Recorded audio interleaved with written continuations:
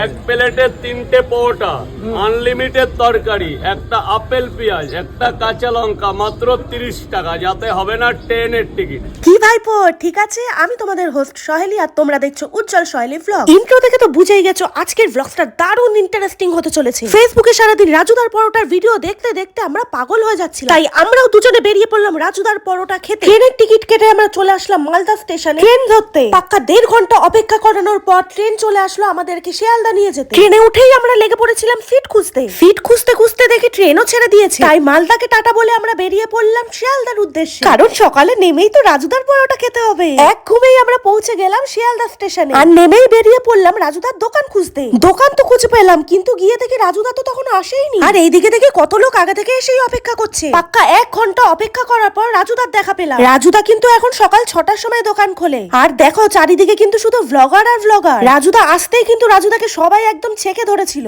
আর এসেই কিন্তু রাজুদা দোকান গোছাতে শুরু করে দিয়েছে। আমি এইদিকে ভিডিও করছি আর উজ্জ্বল ওইদিকে পরোটা নেওয়ার জন্য লাইন দিয়েছি। রাজুদার আনলিমিটেড তরকারির কিন্তু দারুণ একটা গন্ধ বেরোচ্ছিল, আর সেই গন্ধে আমারও কিন্তু খিদেটা খুব পেয়ে গেছিল। দাদার ধৈর্য অনেক বলতে হবে, কারণ ভ্লগাররা এসে কিন্তু রাজুদাকে প্রচন্ড বিরক্ত করছিল, কিন্তু রাজুদা সবকিছু খুব ঠান্ডা মাথায় হ্যান্ডেল করছিল। আর আমিও একটু সুযোগ পেয়ে রাজুদার সাথে কিন্তু ছবি তুলে নিচ্ছিলাম। দাদার পরোটা খেতে কিন্তু অনেক দূর দূর থেকে লোক এসেছিল, যেমন মালদা, মুর্শিদাবাদ, বহরমপুর। আর এই দিকে দেখো ভিড় তো বেড়েই চলেছে। আমাদের কিন্তু রাজুদা খুব বেশি অপেক্ষা করানি, একটু পরেই আমাদেরকে কিন্তু দিয়ে দিয়েছি। ফাইনালি 8 ঘন্টা অপেক্ষা করার পর হাতে কিন্তু রাজুদার পরোটা পেয়ে গেছি। তারপর আমরা দুজনে বাড়ির উদ্দেশ্যে রওনা দেব, তখনই কয়েকজন ফলোয়ার ভাইদের সাথে দেখা হয়ে গেল, তাই ওদের সাথে কথা বলছিলাম। আর এইদিকে আমি আর উজ্জ্বল অপেক্ষা করছিলাম কতক্ষণে বাড়ি গিয়ে রাজুদার পরোটা খাবো। এই দেখো উজ্জ্বল এইদিকে আমাকে এসে বলতে লেগেছে, চ তাড়াতাড়ি বাড়িতে চ, রাজুদার পরোটা খেতে হবে। তো সারা রাতের জার্নি ছিল, তাই আমরা বিরাটির বাড়িতে এসে ফ্রেশ হয়ে নিয়েই দেখো রাজুদার পরোটা নিয়ে বসে গেছি। এখন কথা হলো, রাজুদা তো খুব ভাইরাল, কিন্তু রাজুদার পরোটা খেতে কেমন সেটা কিন্তু এখন খেয়ে দেখতে হবে। রাজুদার পরোটাও কি রাজুদার মতন ভাইরাল? আমরা যেটা এনেছিলাম তার দাম ছিল কিন্তু 40 টাকা, যার মধ্যে ছিল 3টে পরোটা, তরকারি, পেঁয়াজ, কাঁচা লঙ্কা আর ডিম। আর এটা একজনের জন্য একদম পারফেক্ট ব্রেকফাস্ট। খেয়ে যা বুঝলাম রাজুদার পরোটা কিন্তু ভীষণ লাইট, আর তরকারিটাও ছিল ভীষণ ভালো খেতে, একদম